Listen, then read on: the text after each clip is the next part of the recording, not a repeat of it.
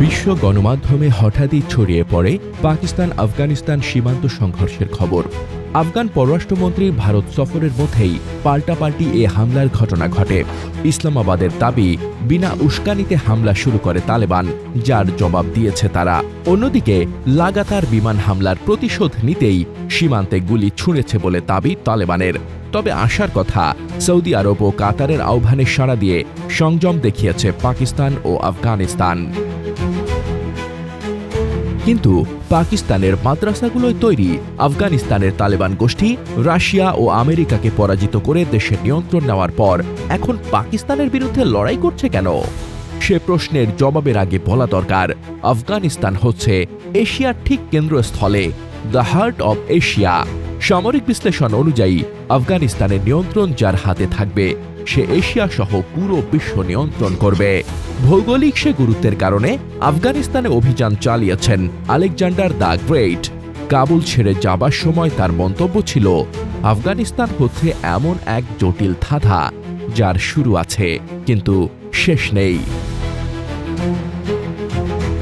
আলেকজান্ডারের সে মন্তব্য সামরিক নেতাদের জানা থাকা সত্ত্বেও আফগানিস্তানে অভিযান চালাতে এসে ইতিহাসে হারের খাতায় নাম লিখিয়েছে ব্রিটিশ শক্তি। 1980 দশকে বিশাল সামরিক শক্তি নিয়ে আফগানিস্তান দখল করতে এসে তালেবান গোষ্ঠীর হাতে পরাজিত হয়ে ফিরে গেছে রাশিয়া। টুকরো টুকরো হয়ে গেছে সোভিয়েত সাম্রাজ্য। রাশিয়াকে হারানোর পেছনে আমেরিকার সহায়তা ছিল সত্যি কথা, কিন্তু সেটুকুই পুরোপুরি সত্য নয়। তার প্রমাণ হচ্ছে 2001 সালে সন্ত্রাসের বিরুদ্ধে যুদ্ধের নামে মিত্রদের নিয়ে পুরো শক্তিতে আফগানিস্তানে অভিযান চালায় আমেরিকা যুক্তরাষ্ট্র। প্রায় 20 বছর আফগানিস্তানে থাকলেও তালেবান গোষ্ঠীর কাছে পরাজয়ের স্বাদ নিয়ে কাবুল ছাড়ে আমেরিকা। এতে সেনা হারিয়েছে, অর্থ হারিয়েছে, তার পাশাপাশি বিশ্বমঞ্চে যুক্তরাষ্ট্র হারিয়েছে তার মর্যাদা ও গুরুত্ব। 2021 সালের 15 আগস্ট আফগানিস্তানের নিয়ন্ত্রণ নেয় তালেবান গোষ্ঠী, কিন্তু বিশ্বের কোনো দেশ তালেবান শাসিত আফগানিস্তানকে স্বীকৃতি দেয়নি। তবে ইউক্রেন যুদ্ধ নিয়ে বিশ্বমঞ্চে জেরবার রাশিয়া 2025 সালে এসে কৌশলগত কারণে প্রথম রাষ্ট্র হিসেবে কিছু শর্ত সাপেক্ষে আফগানিস্তানকে স্বীকৃতি দেয়। চোরাই তেলের কারবারের মাধ্যমে রাশিয়ার জন্য ইউক্রেন যুদ্ধের তহবিল যোগানদাতা ভারতের ওপর যুক্তরাষ্ট্রের চড়া ট্যারিফ আরোপ দৃশ্যপট বদলে দেয়।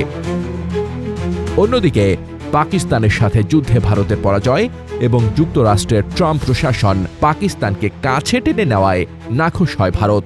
কিন্তু যুক্তরাষ্ট্রের হঠাৎ পাকিস্তান প্রেমের পেছনে রয়েছে আফগানিস্তানের বাগরাম বিমান ঘাঁটির দখল ফিরে পাওয়ার চেষ্টা। বাগরাম ঘাঁটি থেকে চীন, রাশিয়া, ভারত, ইরান, মধ্য এশিয়ায় সবার ওপর নজরদারি করার সুযোগ পাবে যুক্তরাষ্ট্র। কিন্তু বাগরাম হস্তান্তর করবে না বলে সাফ জানিয়ে দিয়েছে আফগানিস্তান। সম্প্রতি ইরানের বিরুদ্ধে ইসরায়েল ও যুক্তরাষ্ট্রের সামরিক অভিযানের সময় ভারতের ভূমিকার কারণে দেশটি মুসলিম বিশ্বের কাছে প্রতারক বলে প্রমাণিত হয়েছে। পাকিস্তান ইরান সীমান্তে ভারতীয় গোয়েন্দাদের অবস্থান এবং চাবাহার বন্দর থেকে ভারতীয়দের পাঠানো ডিজিটাল সিগন্যাল ব্যবহার করে ইরানের বিরুদ্ধে হামলা জোরদার করে ইসরায়েল ও যুক্তরাষ্ট্র। সে সময়ই ইরান ও পাকিস্তান ভারতীয় গোয়েন্দা সেল ও ডিজিটাল সিগন্যাল ব্যবস্থা ধ্বংস করে দেয়। দেশ দুটি জানতে পারে সীমান্তে থাকা ভারতীয়রা নানা নামে কয়েকশো ওয়েবসাইটের সাহায্যে ইরান ও পাকিস্তান বিরোধী প্রচারণা চালাচ্ছে। পাশাপাশি বিভিন্ন রাজ্যে বিচ্ছিন্নতাবাদীদের প্রশিক্ষণ, অস্ত্র ও অর্থ সাহায্য করছে। এ অবস্থায় ভারতীয় গোয়েন্দাদের গ্রেফতার করে ইরান আর শরণার্থীদের নিজ নিজ দেশে ফিরে যাওয়ার নির্দেশ দেয়। এই শরণার্থী বেশে থাকা তেহরিকে তালেবানে পাকিস্তান টিটিপি এবং তেহরিকে লব্বাইক পাকিস্তান টিএলপি পাকিস্তানের বিরুদ্ধে সরাসরি বিচ্ছিন্নতাবাদে নিয়োজিত। যদিও প্রশিক্ষণ, অস্ত্র, অর্থ সহায়তা ও প্রচারের কাজ করে থাকে ভারত, টিটিপি এবং টিএলপি আফগানিস্তানে অবস্থান করে পাকিস্তানের বিরুদ্ধে সশস্ত্র তৎপরতা চালানোয় আফগানিস্তানে হামলা চালাতে বাধ্য হয় পাকিস্তান। আফগানিস্তানের নিষ্ক্রিয়তার কারণে এমনকি কাবুলে ড্রোন হামলা চালিয়ে টিটিপির প্রধান নেতাকে হত্যার দাবি করেছে পাকিস্তান।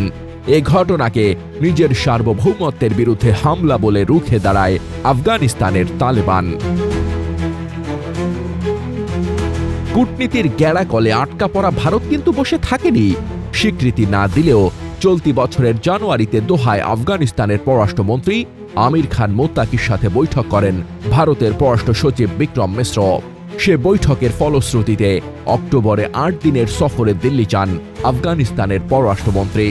আর সে সময় পাকিস্তান ও আফগানিস্তানের মধ্যকার এই সীমান্ত যুদ্ধ এশিয়ার নতুন সামরিক সমীকরণ নিয়ে প্রশ্ন তুলেছে।